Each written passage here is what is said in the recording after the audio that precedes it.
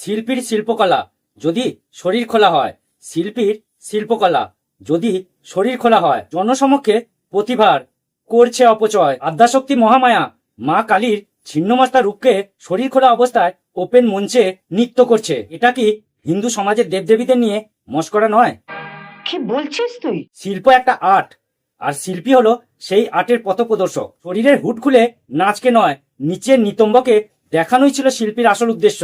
ঠিক বলেছে। হিন্দুরাই হিন্দু ধর্মকে শিল্পীর ছকে ফেলে মজা লুটছে, আর আমরা হিন্দুত্বের বড়াই করছি। শিল্পীর ন্যূনতম লজ্জাবোধ থাকা উচিত। এই রূপকে ফুটিয়ে তুলতে গিয়ে নিতম্ব দেখানো, এটা মনে হয় শিল্পকলার মধ্যে পড়ে না। কতটা দেখানো উচিত সেটাই যদি শিল্পীর ধারণা না থাকে, তাহলে সেই শিল্পীর মঞ্চে ওঠাই উচিত নয়।